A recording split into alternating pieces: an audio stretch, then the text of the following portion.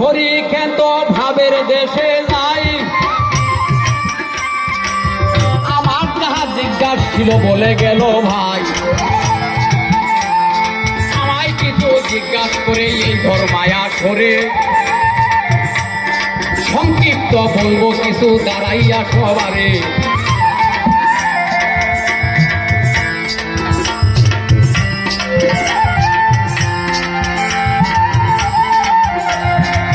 জিজ্ঞাসা চাই খিলাসা জবাব দিতে চাই, জবাব দিব এই আসরে কোনো চিন্তা নাই। বালক ব্রহ্মচারী যেজন ভবে গেল হইয়া, এবার নারী ছাড়া অবতার গেল জিজ্ঞাসিয়া। মুখে কেন লম্বা দাড়ি আমরা দেখতে পাই, ওই জায়গাতে জিজ্ঞাসা করলো ভাবেরি গোসাই। তবে তোমার কাছে যুক্তি দিয়া বলি বারে চাই, আরে সারা বিশ্ব পরিবর্তন এইবার হবে তাই। সেই সঙ্গে যুক্তি রেখে বললো আমার গুরু, এইবার দ্বিতীয় যুদ্ধ এইবার হবে কিন্তু শুরু। ব্যতিক্রমী অবতার ঠাকুর গেল হইয়া, সেই জন্য তো নারী এইবার গেল যে সারিয়া। তবে একজন নারী আছে বটে বলিবারে চাই, ওরে সেই নারীর নাম প্রকৃতি আমি শুনতে পাই। ওই যে পরম পিতা নিজের মুখে কি আছে বলিয়া, ওই যে প্রকৃতি আমার নারী দেখো না ভাবিয়া। ওই যে পুরুষ হইল আমার ঠাকুর বলে গেলাম ভাই, ওই যে প্রকৃতি ঠাকুর সঙ্গে নিল ভাই। এইটাই তো আরেক ভাবের ঠাকুর গেল হইয়া। তবে এই জায়গাতে সংক্ষিপ্ত দিলাম বুঝাইয়া। তবে নারী কেন পরিহারি আসলো গুরু ভাই, ওই যে এই কথা তো তোমার কিন্তু মুখেই জানা নাই। বালক ব্রহ্মচারী যেজন নারী পরিহারি, কি কারণে বালক ব্রহ্মচারী এবার নেয়নি সঙ্গে নারী?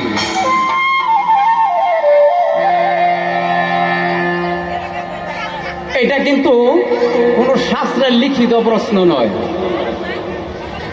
আমার ভাবুক যে দুইটা প্রশ্ন করেছে যে বালক ব্রহ্মচারী মহারাজের মুখে কেন দাড়ি এবং সঙ্গে কেন আনলেন না তিনি নারী, এটা কোন শাস্ত্রে লেখা আছে মা মনে করেন আছে?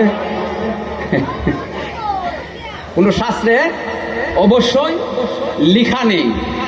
তবু ভাবছে একটু ব্যঙ্গ করে জিজ্ঞাসা করি, দেখি জবাব দিতে পারে কিনা।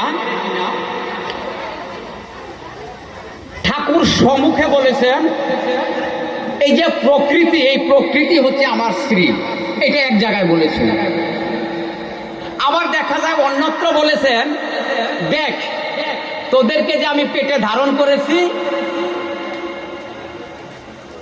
এই যে চিহ্নগুলো সমস্ত আছে আমার পেটে। তাহলে বালক ব্রহ্মচারী যদি পুরুষ, তাহলে সন্তানদেরকে জন্ম দিয়েছে, তাহলে তার একটা পরোক্ষ কারণ আছে।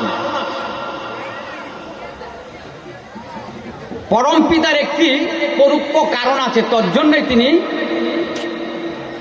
এই সন্দেহ নিরসন করলেন, মানে সন্দেহটা দূর করলেন যে আমি পুরুষ আমি প্রকৃতি। সন্দেহ দূর হইল না?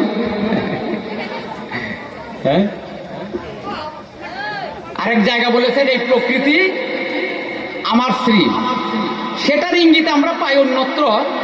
গীতায় লিখেছে, গীতায় প্রমাণ আছে। গীতায় বলেছে মম জুনির মহৎ ব্রহ্ম তস্মিন গর্ভং দদাম্যহম সম্ভব সর্বভূতানাং ততু ভবতি ভারত। এ প্রকৃতির গর্ভে আমি বীজ বপন করি বলিয়া এই সৃষ্ট জগৎ অদ্যবধি রহিয়াছে। এই প্রকৃতি, এই সৃষ্টি জগৎ, আলো জল বাতাস মাটি বাগা পঞ্চভূত, এই ভূত হতে যেমন জগতের সৃষ্টি, এই প্রকৃতির যদি আবার ব্যাঘাত ঘটে তাকে বলা হয় রণং দেহি ভয়ঙ্কর মূরতি। সেটা ঠাকুর ইঙ্গিত করেছে। কারণ উনি আপ্রাণ চেষ্টা করেছেন। তিনি বলেছেন বেদের যুগ, এই সাম্যবাদ আমি তোদেরকে এনে দিতে পারি, কিন্তু তোদের জিহ্বাটা যদি এখনো পরীক্ষা করা যায় কোন যন্ত্র দিয়া, তাহলে এক হাতের মতো লম্বা বেরিয়ে পড়বে। তাহলে কি বললেন, কি বুঝাতে চাচ্ছেন? অর্থাৎ এই যে আমার ভাবুক গান গেয়েছে, আমাকে বলতেছে বানর রাজা হয়েছে, বলে না একটা গানের ভাষা, আমি শুনেছি, আপনারা হয়তো ভুলে গেছেন, বানরের সঙ্গে তুলনা করেছেন রাজা। হ্যাঁ, বানর রাজা, যাই হোক, এটা অন্য বিষয় একটা। তাহলে যে যুগ বালক ব্রহ্মচারী মহারাজ গড়তে এসেছেন, তিনি বলেছেন আমার সন্তানদের কোনো পকেট থাকবে না। বলে নাই? এটা তো আপনারা একাধিকবার শুনছেন, একবার নয়, বহুবার। হ্যাঁ, আমার সন্তানের পকেট নাই। পকেট মানে কিসের? স্বার্থ, বুদ্ধি, হিংসা, দ্বন্দ্ব, বিদ্বেষ, হ্যাঁ, এইগুলার পকেট থাকবে না। এই সন্তান দলের হয়ে যারা গদিতে ভাবিকালে আসতেছে যে সময়, তারা বসবে। যেটার কথা স্বামী বিবেকানন্দ আশা করেছেন, এই ভারত আবার জগৎ সবার শ্রেষ্ঠ আসন লভিবে, এই জগতের মধ্যে শ্রেষ্ঠ আসন লাভ করবে এই ভারত। কিভাবে, কে করবে এটা? সারা বিশ্বের মানুষ মানবে? এই রামনারায়ণ রাম সারা বিশ্বের সহজে মানবে? কেউ মানবে? হরে কৃষ্ণ নাম সারা বিশ্ব মানবে? সহজে কেউ মানবে না, তাই না? জাতিক ধর্মের বজায় রাখার সবাই চেষ্টা করবে, এটাই স্বাভাবিক। কিন্তু তোর ঊর্ধ্বে আজকে যদি নেতাজি সুভাষচন্দ্র বসু উনি প্রত্যক্ষ থাকতেন, যেটা মহাত্মা গান্ধী এই দেশ ভাগের সময় তৎকালীন এই বাংলাদেশের কুমিল্লায় একটি গাছের তলায় বৈশা থেকে চোখের জলে ভাসতে আসছিল, একটা সিপাহী গিয়ে জিজ্ঞাসা করছিল যে স্যার আপনি কেন কেঁদে বুক ভাসাচ্ছেন? মহাত্মা গান্ধী বলছিল আমার ছেলেটা যদি আপনি কাছে থাকতো তাহলে দেশটা ভাগ হয় না, সর্বনষ্ট হয় না।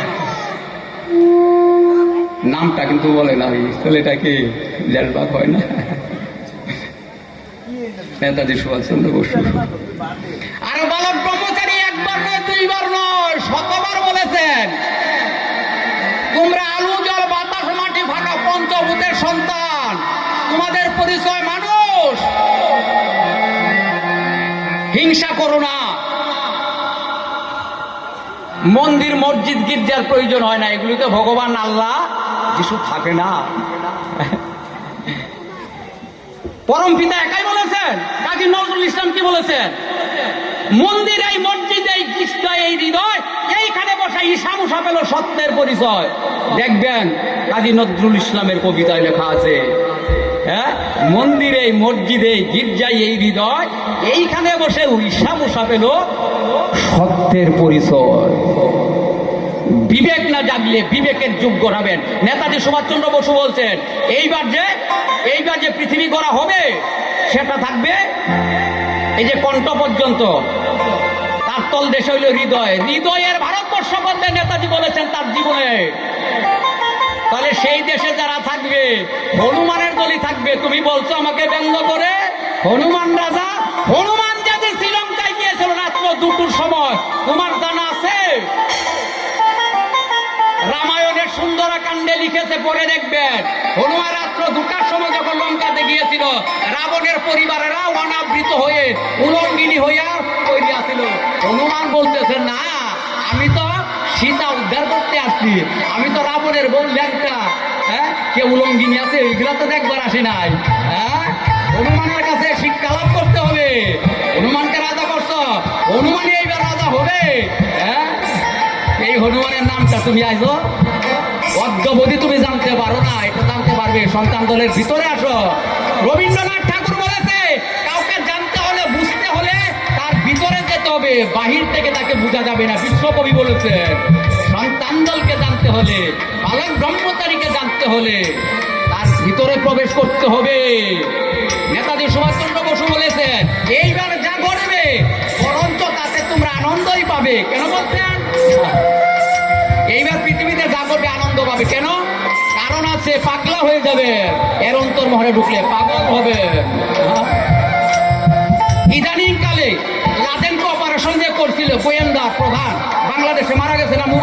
গেছে উনি, যায় নাই, মারা গেছে। লাদেনকে পাকিস্তানে অপারেশন করে যে ব্যক্তি মারতে পারে, বাংলাদেশে এসে কেন মারা যায়? এটা সাংঘাতিক কথা না? একা নয়, অনেক মারা গেছে। নেতাজি সুভাষচন্দ্র বলেছেন যুদ্ধের স্বাদ আমি মিটিয়ে দিব। যাক, এটা অন্য প্রসঙ্গ, যাই না, সময় লাগবে, অনেক সময় লাগবে, ধৈর্যচ্যুত হয়ে যাবে। ঠাকুর বলেছে আন্তর্জাতিক পরিস্থিতি স্টাডি করবে, দরকার আছে। তাহলে এবার বুঝতে পেরেছেন বালক ব্রহ্মচারীর সঙ্গে কেন নেইনি নারী? উনি খণ্ড চিন্তা করতে পৃথিবীতে আসেনি, বৃহৎ চিন্তা সারা পৃথিবীতে। এই সৃষ্টির আদিতে ঋগ্বেদ সৃষ্টি হয়েছিল, তার আগে কোনো গ্রন্থ রচনা হয়নি। এই ঋগ্বেদের বাক্য অদ্যবধি বাস্তবায়ন হয়নি, তার জন্য বালক ব্রহ্মচারীকে এসেছে। আপনারা পারবেন মেনে নিতে? আমি বালক ব্রহ্মচারীর কথা এবার ছেড়ে গেলাম, ঋগ্বেদের কথা তো মানবেন। কি বলেছে ঋগ্বেদে? সমানি মন্ত্র সমিতি সমানি, সমানং মন্ত্র সহচিত্ত মেশাম, সমানৈনাজ্য হবিষা জুহুমি, সমস্ত অগ্নির সপর্যয় তারা নাভিমি ভাবিত। ঋগ্বেদ, এর আগে গ্রন্থ রচনা হয়নি। কি বলছে জানেন? সমানি মন্ত্র, মন্ত্র মানে তোমাদের ইচ্ছা, তোমাদের চিন্তাধারা এক হোক। সমানি মন্ত্র, সমিতি সমানি, সমিতি মানে মিলনের জায়গা, সমিতি তোমাদের মিলবার জায়গায় এক হোক। মেনেছে কে? ওই সমাজ, সমাজে মেনে নিয়েছে। এক কথায় চলবো, মিলনের জায়গায় একটা মেনেছে, মেনে নিতে পারেনি, মানাবে এবার বালক ব্রহ্মচারী। এই মানানোর জন্য তিনি পৃথিবীতে এসছেন। রামনের নাম। যাই হোক, আমার কথা যে ভালো লাগতেছে না এটাও কিন্তু প্রমাণ হয়েছে। যদি ভালো লাগতো তাহলে চলে গেছে।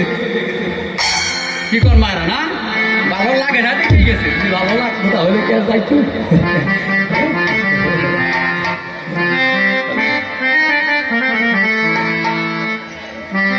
তবে যাই হোক, আমার যা যে জবাবদিহি হবার ছিল সংক্ষিপ্তভাবে আমি জবাব দিলাম, বিস্তারিত বললে পারলাম না। একটা দীর্ঘায়িত সময়ের দরকার। বালক ব্রহ্মচারী মুখে কেন দাঁড়ি? সারা বিশ্বব্যাপী এইবার তার কারিগরি, সারা বিশ্বব্যাপী কারিগরি। আমি রামকে পাঠিয়েছি, কৃষ্ণকে পাঠিয়েছি, ওরা যদি সেই কাজটি করে যেত আমাকে আর এই পৃথিবীতে আসতে হতো না, বালক ব্রহ্মচারী বলেছেন। আমি বানিয়ে বলতেছি, এখানে বালক ব্রহ্মচারী আরো শিষ্য আছেন।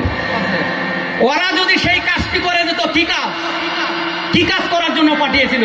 সারা পৃথিবীতে সাম্যবাদ, সমতাবাদ যদি প্রতিষ্ঠা হতো, এই ঋগ্বেদের কথা যদি বাস্তবায়ন হতো, তাহলে আর বালক ব্রহ্মচারীকে আসতে হতো না। উনি আক্ষেপ করেছেন, দুঃখ প্রকাশ করেছেন, আমাকে আসতে হয়েছে, আর আসবো না, এইবার শেষ। এই পৃথিবীতে যারাই জন্মাবে 50,000 বছরের মধ্যে কোনো গুরু এসে এখানে মাস্টারি করতে হবে না। তারা সিদ্ধি, মুক্তি, নির্বাণ, নির্বাণ মানে মুক্তি, 5 প্রকারের মুক্তি আছে। তারা সেই মাত্রা নিয়ে, সে হনুমানের মাত্রা নিয়ে এই লোভ লালসা কাম কামনা চূড়ান্ত অবস্থার অবস্থান করবে না, নিষ্কাম স্থাপন করবে বালক ব্রহ্মচারী। ঝড় আসছে, কে থাকে কে যায়, ঝড় আসছে, কে থাকে কে যায়, বালক ব্রহ্মচারী বলেছে। নেতাজি সুভাষচন্দ্র বসু কি বলেছেন?